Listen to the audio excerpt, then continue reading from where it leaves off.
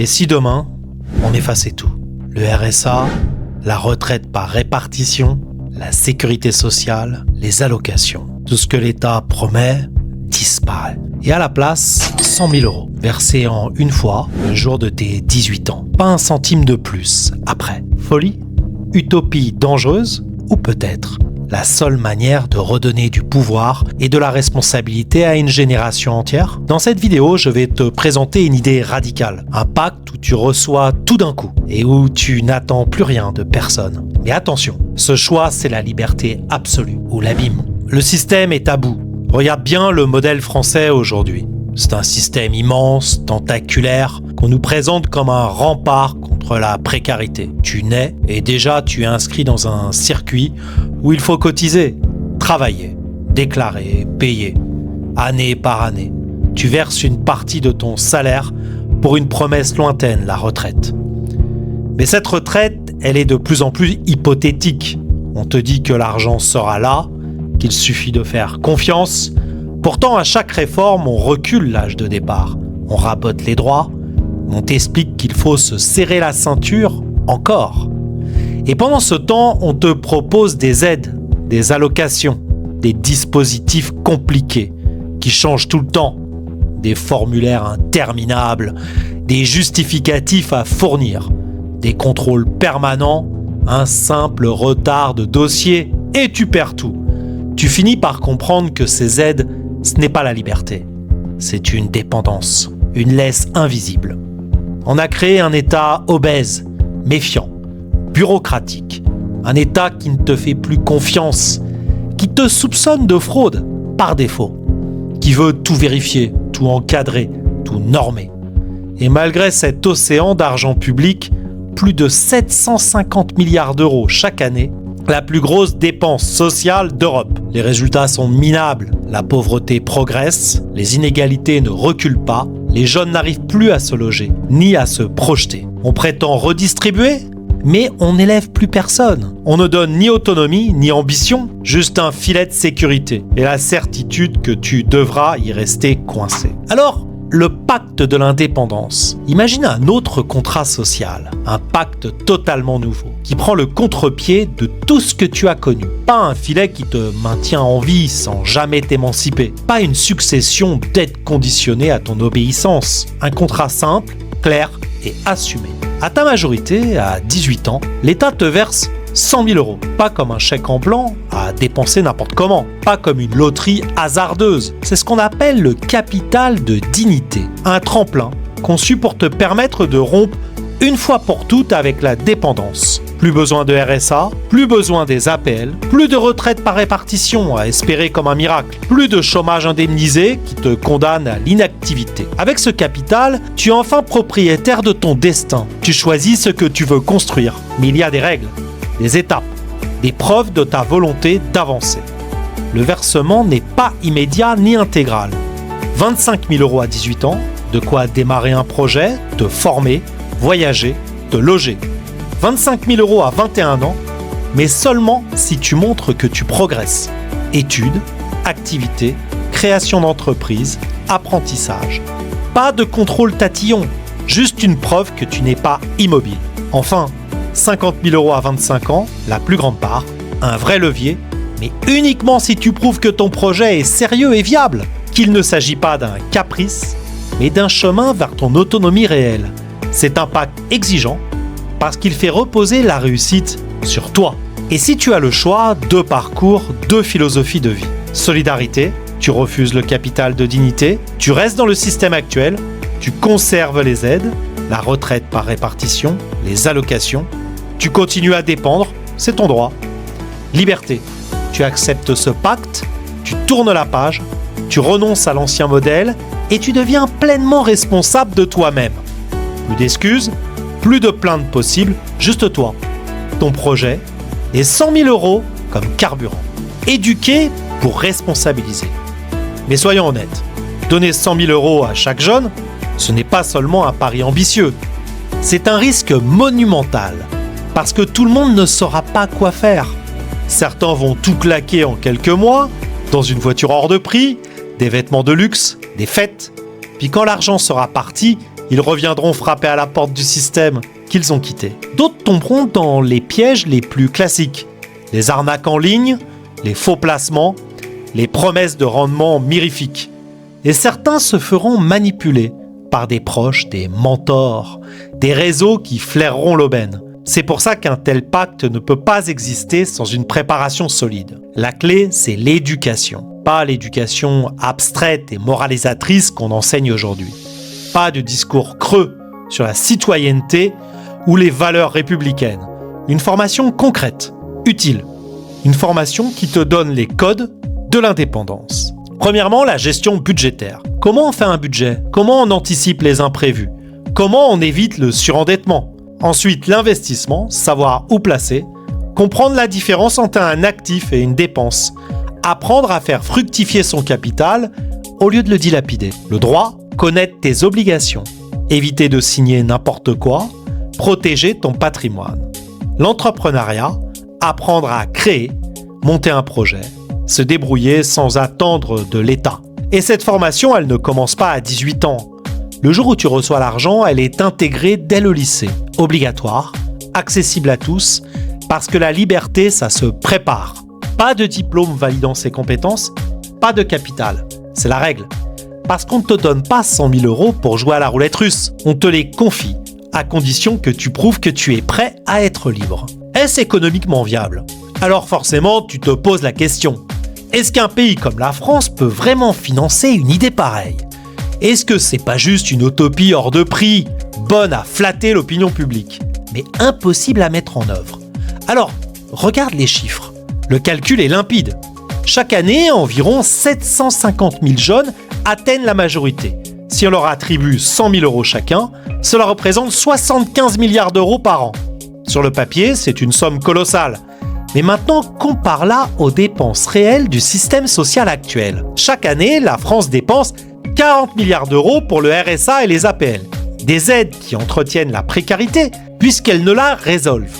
Environ 300 milliards d'euros pour les retraites par répartition, une mécanique qui pèse toujours plus lourd, avec le vieillissement démographique, et dont on sait qu'elle devra être réformée de toute façon. 40 milliards d'euros pour financer l'indemnisation chômage, qui devient une horizon permanente pour des millions de personnes. Et si tu additionnes seulement ces 3 postes, on dépasse 380 milliards d'euros par an. Et encore, sans compter toutes les autres aides, dispositifs et subventions qui s'empilent sans résultat. Maintenant, imagine qu'on réduise progressivement la dépendance aux retraites par répartition.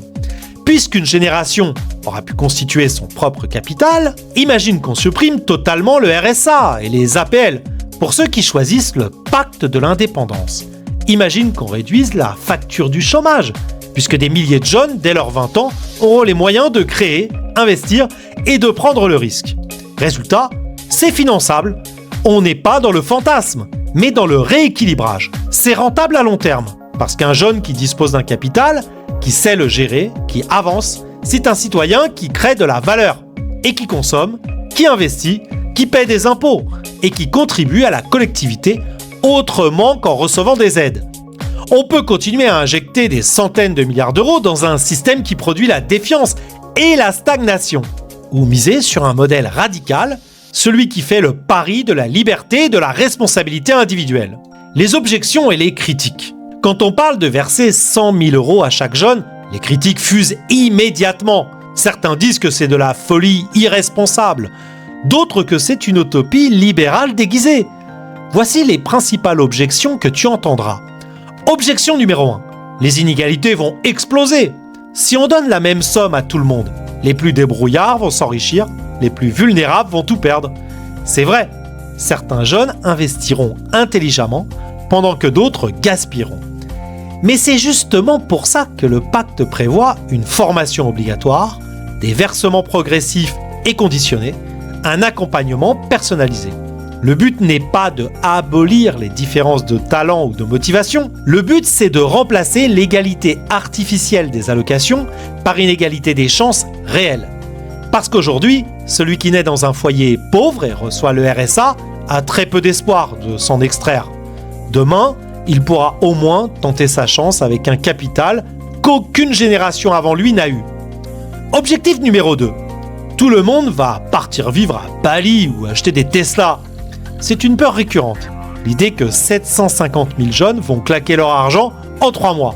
Mais en réalité, la contrainte du déblocage progressif et la nécessité de prouver l'avancée de son projet limite cette dérive.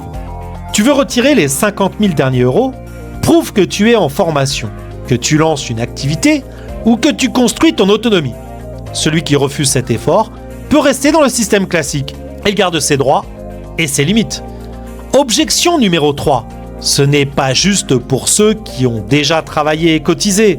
Certains diront qu'on trahit le contrat social historique, celui où chacun contribue pour recevoir plus tard. Mais ce contrat est déjà en train de mourir. Il est insoutenable démographiquement.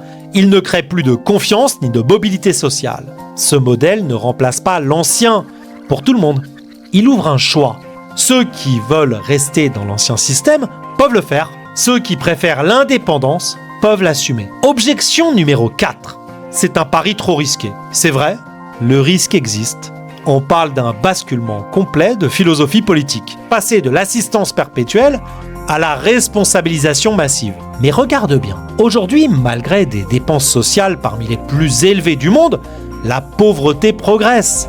La jeunesse se désespère et les inégalités se figent. Le vrai risque, c'est de continuer comme avant, de persévérer dans un système qui ne fonctionne plus. Alors, conclusion, ce pacte de l'indépendance ne prétend pas être une solution miracle. C'est un pari, celui que, si on fait confiance aux jeunes et si on les forme, et si on leur donne les moyens de choisir, ils sauront construire mieux ce que l'État est capable de leur promettre. Parce qu'un individu autonome, qui comprend la valeur de ce qu'il reçoit et qui sait qu'il n'y aura pas de deuxième chance, est peut-être la meilleure garantie contre l'échec collectif. Pourquoi ça peut marcher en France? On entend souvent ce refrain. Les Français sont assistés, les jeunes n'ont plus envie de travailler, le pays est foutu. C'est faux. Les Français ne sont pas paresseux. Ils ne sont pas moins talentueux, moins courageux ou moins créatifs que les autres peuples. Ce qui les étouffe, c'est un système paternaliste qui infantilise, qui surveille, qui soupçonne. Un État nounou qui préfère distribuer des allocations plutôt que faire confiance. Mais regarde ceux qui partent à l'étranger. Observe ces jeunes Français qui s'installent à Londres, Montréal, à Singapour, à Berlin. Qu'est-ce qu'ils font? Ils entreprennent, ils innovent, ils trouvent des opportunités que la France ne sait plus leur offrir. Ce n'est pas la paresse qui les retient ici, c'est la peur d'échouer sans filet et le confort trompeur d'un État qui promet de tout réparer. Maintenant, imagine qu'on inverse le scénario. Tu leur donnes 100 000 euros, non pas pour acheter leur silence, mais pour financer leur élan. Tu leur donnes une éducation financière, une formation concrète en investissement, en gestion, en autonomie. Tu leur dis, c'est à toi, c'est ton capital, fais-en ce que tu veux, mais fais-en quelque chose. Tu crées une génération de bâtisseurs, de jeunes qui savent qu'ils n'auront pas une deuxième chance et qui comprennent qu'ils sont enfin propriétaires de leur avenir. C'est ça la clé, pas l'assistanat, pas la peur, la confiance. La conviction que, libérés du carcan bureaucratique, les Français redeviendront ce qu'ils ont toujours été, un peuple capable d'inventer, de créer, de transformer. Alors, en conclusion, le vrai choix. Ce pacte, c'est plus qu'une réforme, c'est un pari. Un pari sur la responsabilité individuelle, sur l'intelligence collective, sur la dignité d'un peuple qu'on a trop longtemps traité comme un enfant. Pendant des décennies, on nous a appris à survivre sous perfusion, à tendre la main encore et encore, à espérer un chèque, une allocation, une aide. Mais regarde autour de toi. Est-ce que ça nous rend plus libres, plus confiants, plus heureux, ou est-ce que on s'est tout simplement habitué à être protégé et enfermé? Aujourd'hui, la question est plus simple. Rester sous cloche? Attendre que l'État décide ce que tu vaux? Te contenter d'un système qui te nourrit, mais t'étouffe? Ou construire ton destin? Assumer le risque, prendre ta place et faire de ta vie un projet, pas une dépendance. C'est ça le choix que ce pacte de l'indépendance propose. Un choix radical, un choix qui ne convient pas à tout le monde, mais un choix qui pourrait redonner à une génération entière ce qu'on lui refuse. La confiance, l'élan, la liberté. Et si cette idée te parle, partage cette vidéo, parle-en autour de toi, fais tourner ce débat, parce que personne ne le fera à ta place. Et le mot japonais de la fin, Jiyu, la liberté. Elle ne s'octroie pas, elle se construit.